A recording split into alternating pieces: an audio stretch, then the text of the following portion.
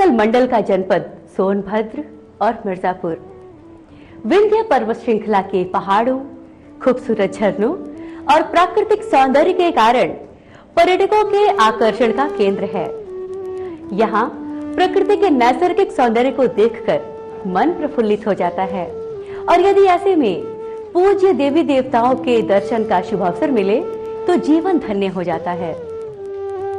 विंध्याचल मंडल के जनपद सोनभद्र और मिर्जापुर में कई प्रमुख दर्शनीय स्थल हैं। मिर्जापुर में मां विंध्यवासिनी, अदलहाट की बड़ी शीतला माता, अहरौरा की भंडारी देवी, डाला क्षेत्र में स्थापित मां वैष्णो का मंदिर और शक्तिनगर की ज्वाला देवी, इसके अलावा और भी कई प्रसिद्ध और ऐतिहासिक मंदिर यहाँ अवस्थित है।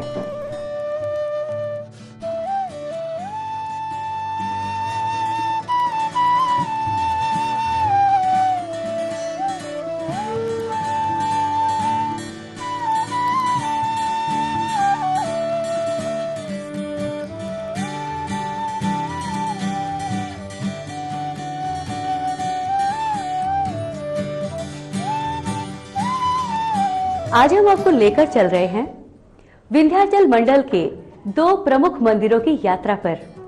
हमारी आज की यात्रा का पहला पड़ाव होगा अहरौरा के पास ऊंची पहाड़ी पर स्थित सिद्धपीठ मां भंडारी देवी का भव्य मंदिर। तो आइए चलते हैं कुल देवी के रूप में विख्यात मां भंडारी देवी के दरबार में।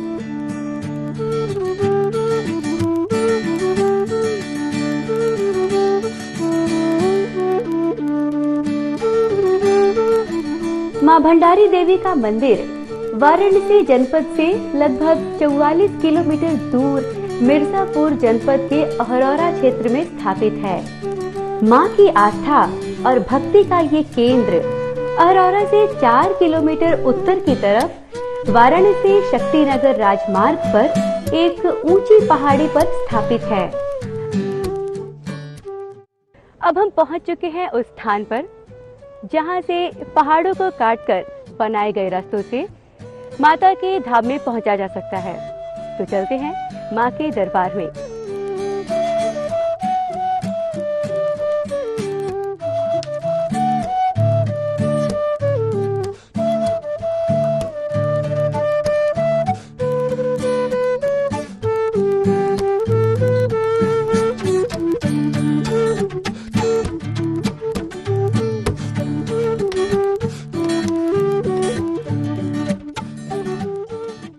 मां भंडारी देवी के भव्य मंदिर के पास के पहाड़ी से हम अपने चारों तरफ प्रकृति का खूबसूरत और मनमोहक दृश्य देख सकते हैं, जो कि अहरौरा घाटी आने वाले पर्यटकों के आकर्षण का केंद्र रहता है। साथ ही सामने दिखता है अहरौरा गांव का खूबसूरत नजारा। लहलहाते खेत यहाँ के समृद्धि की कहानी बताते हैं।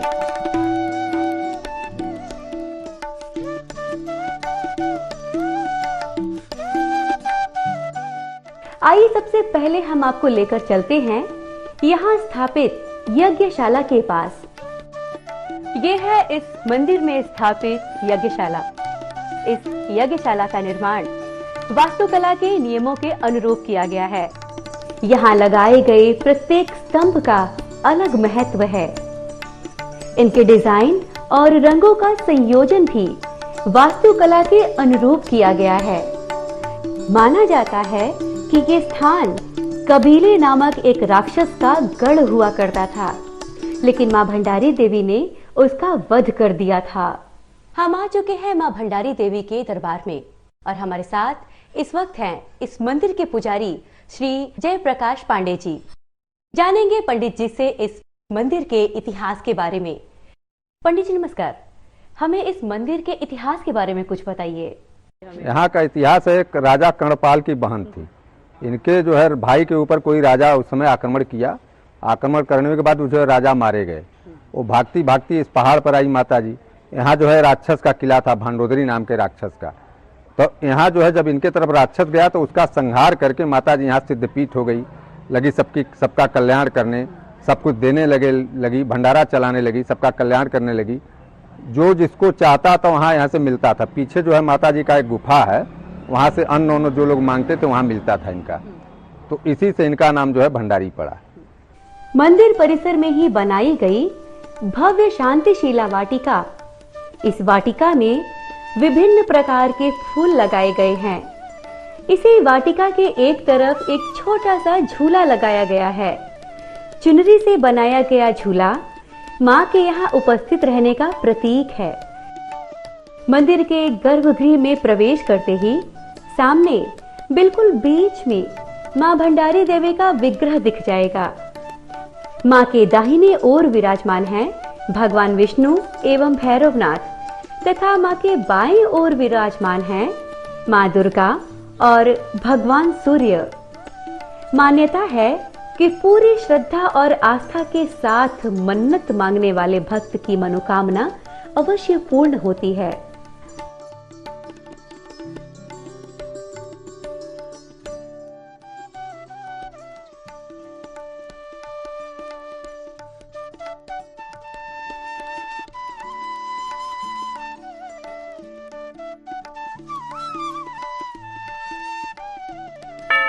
मां भंडारी देवी की मूर्ति को काशी की देवी अन्नपूर्णा की मूर्ति का प्रतिरूप माना जाता है।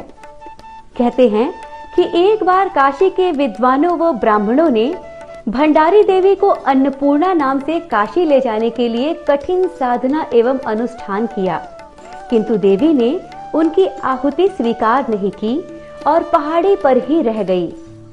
भंडारी देवी के बारे में आज भी एक परंपरा जीवित है कि भंडारी माता हर तीसरे वर्ष सावन के महीने में अपने मायके चली जाती हैं और तमाम अनुष्ठान पूजन के बाद उनका डोला पुनः मायके से भंडारी पहाड़ पर आता है। जैसे माँ बहन जो है विदाई होता है, उसी तरीके से हम लोग हर तीसरे साल सावन में जो है दूसरे मंगल को जाते हैं, वहाँ से विदाई करा करके डोली खटोली से लेकर के यहाँ आते हैं। 12 बजे रात को इनको यहाँ स्थापित किया जाता है। उस समय जो है घर वाले जो है दे करके पूजा पाठ का सामान 15 दिन के बाद आते हैं, यहाँ हवन वगैरह कराते हैं। बहुत धूमधाम से इनका सारा प्रोग्राम होता है। इस मंदिर की ये मान्यता है कि यहाँ पर आने वाले भक्त अपनी मनोकामना पूरी करने के लिए यहाँ पर 5 पत्थर रख देते हैं और मनोकामना पूरी हो जाने के बाद पत्थर को हटा दिया जाता है।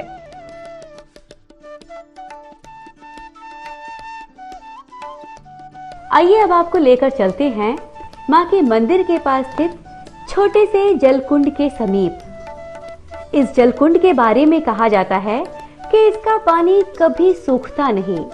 गर्भगृह के सामने ही एक अन्य कुंड भी बना हुआ है जिसमें भगवान भोलेनाथ कमल पर विराजमान है। मंदिर के आसपास सुंदरीकरण करके इसको भव्य स्वरूप प्रदान किया गया है। कहा जाता है कि मां भंडारी की मूर्ति की स्थापना मौर्य शासक सम्राट के समय की गई थी। मंदिर परिसर में अशोक काल का शिलालेख आज भी है, जिसे पुरातत्व विभाग द्वारा सुरक्षित एवं संरक्षित किया गया है। इस शिलालेख के बारे में एक मान्यता है कि एक बार सम्राट अशोक ने अपनी विजय यात्रा के दौरान यहाँ रात्रि विश्राम किया था। इस जगह की शांति उन्हें बहुत पसंद आई थी। इस स्थान से संबंधित विचार पाली भाषा में उन्होंने इसी पत्थर के एक टुकड़े पर अंकित किए हैं।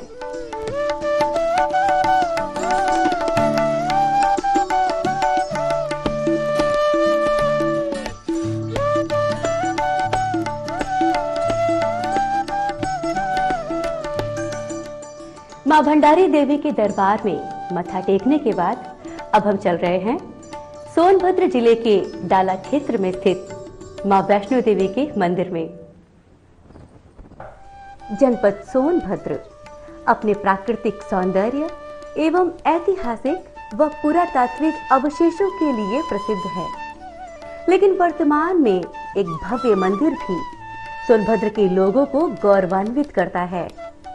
जम्मू के वैष्णो मंदिर का प्रतिरूप ये मंदिर यहाँ आने वाले पर्यटकों के आकर्षण का केंद्र है।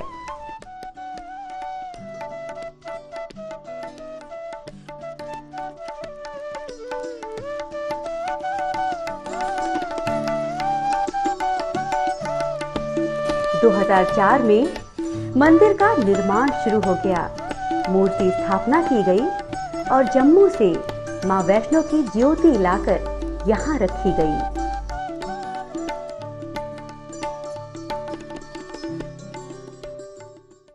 2002 में इसका निर्माण कार्य शुरू हुआ था और 22 अक्टूबर 2004 को इसकी स्थापना पूरी हुई।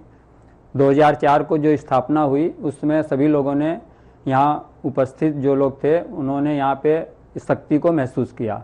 उस दिन भयंकर बारिश हुई और बारिश का पानी जो है माता जी के चरणों तक पहुँच गया था। एकदम मौसम उसके पहले एकदम साफ था, लेकिन जब उन्होंने स्थान ग्रहण किया तो यहाँ पे सभी लोगों को शक्ति का महसूस हुआ। उसके बाद से यहाँ निर्माण कार्य लगातार थोड़ा बहुत चल रहा है और अग्रवाल समाज अपने तन मन धन से पूरी इसकी संचालन कर रहा है। हम पहुंच चुके हैं डाला स्थित मां वैष्णो देवी के मंदिर में। सबसे पहले हम आपको लेकर चलेंगे उस गुफा में जहां से होते हुए मां के गर्भगृह में पहुंचा जा सकता है।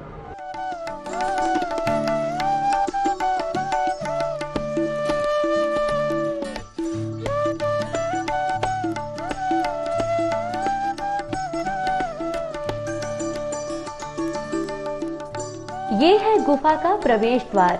इसके बाईं ओर दीवार पर मां वासंती दुर्गा का भव्य स्वरूप उकेरा गया है। यहीं से गुफा में प्रवेश किया जा सकता है।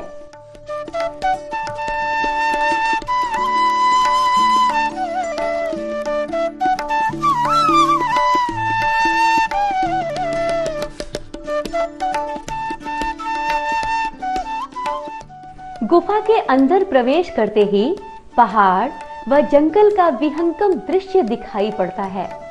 ऐसा प्रतीत होता है कि हम किसी वास्तविक जंगल या पहाड़ के रास्ते गुजर रहे हैं। कृत्रिम रूप से बनाए गए शेर, हाथी, अजगर, सांप, नेवला और गैंडा जैसे जानवरों की उपस्थिति इसके स्वरूप को वास्तविकता प्रदान करते हैं। गुफा के रास्ते में प्राकृतिक हवा और रोशनी के लिए जगह जगह छोटी छोटी खिड़कियां भी बनाई गई हैं, जिससे गुफा से गुजरने वाले श्रद्धालुओं को रोशनी और ऑक्सीजन मिलता रहे। गर्भगृह के पहले मां नवदुर्गा की मूर्तियां स्थापित की गई हैं।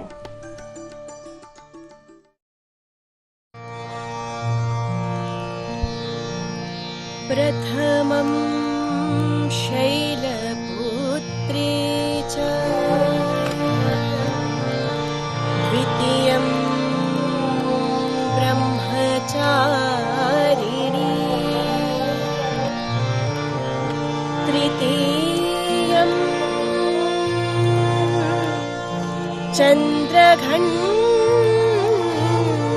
चन्द्रघण्टेति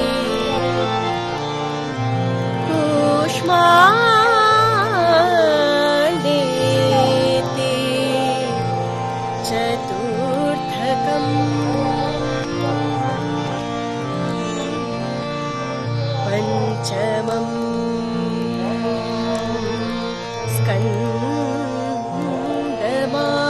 स्कन्दमातेति षष्ठं कात्यायनीति च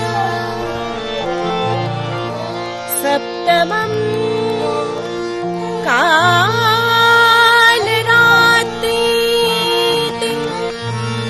महागौरीति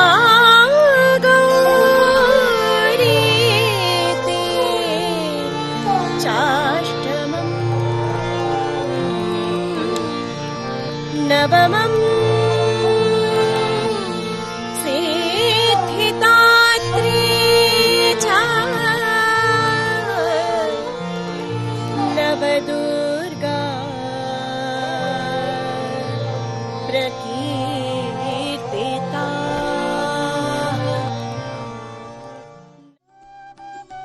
अब हम चलते हैं गर्भगृह में।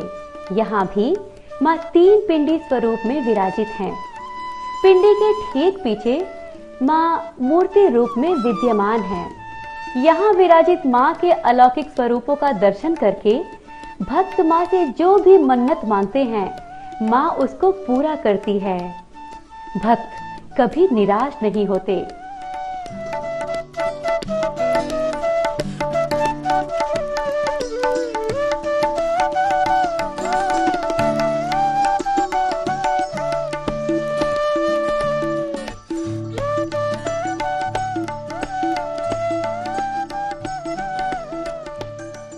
माता महाकाली, महालक्ष्मी, महासरस्वती ये पिंडी रूप में हैं और जो पीछे मूर्ति लगी है मूर्ति रूप में स्थापित की गई हैं, जिससे श्रद्धालु को अनवरत जान जाएं कि मूर्ति वैष्णो माता की ही है।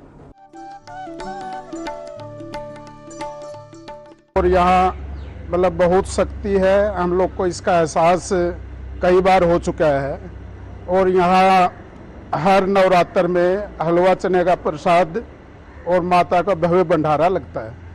मां वैष्णो के दर्शन के बाद अब हम दूसरी गुफा में प्रवेश करते हैं और बढ़ते हैं बाबा भैरवनाथ के दर्शन पूजन के लिए। यहाँ बाबा के दरबार के निकट ही गांवों में आयोजित सांस्कृतिक उत्सव के कलाकारों को दर्शाया गया है।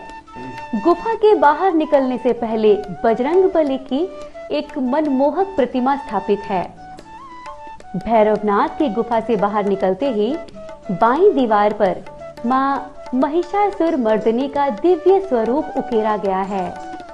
यहीं एक तरफ मां का विराट स्वरूप भी विराजित है, दूसरी तरफ बाबा भोलेनाथ लिंग रूप में विराजमान हैं।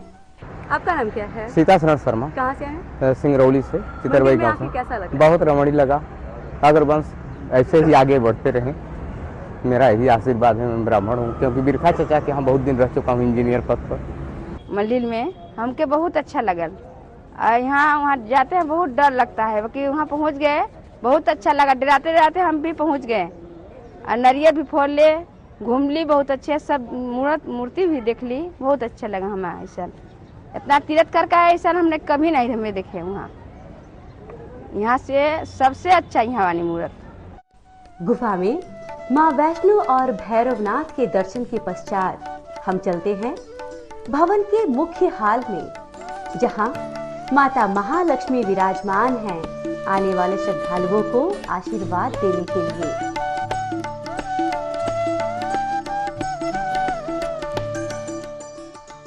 मां वैष्णो शक्तिपीठ धाम का बाह्य स्वरूप भी आकर्षक रूप से सुसज्जित किया गया है।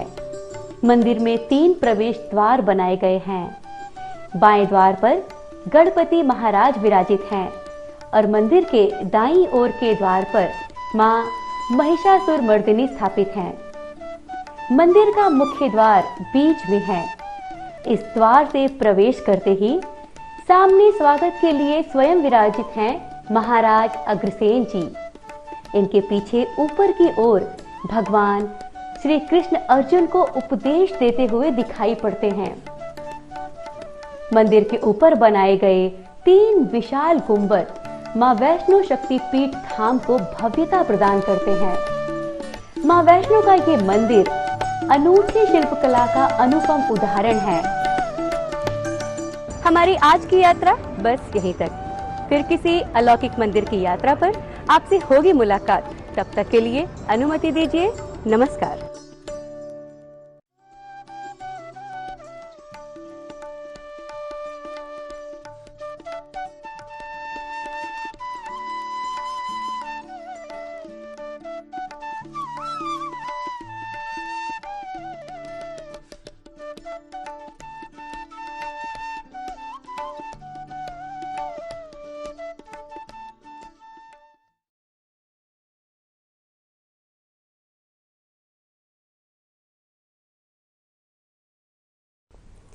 बापू और शास्त्री को नमन करने का एक खास अवसर आता है। 2 अक्टूबर शांति और क्रांति के महानायक महात्मा गांधी और लाल बहादुर शास्त्री के विचार आज भी प्रासंगिक हैं। इन विभूतियों को याद करते हुए उनके जीवन से प्रेरणा लेने के उद्देश्य के साथ क्षेत्रीय पुरातत्व इकाई एवं क्षेत्रीय अभिलेखागार वाराणसी द्वारा रामनगर स्थित लाल बहादुर शास्त्री स्मृति भवन संग्रहालय में गत 2 अक्टूबर को एक कार्यक्रम आयोजित किया गया। इस अवसर पर गांधी एवं शास्त्री जी के जीवन पर आधारित अभिलेख व छाया चित्र प्रदर्शनी भी लगाई गई थी।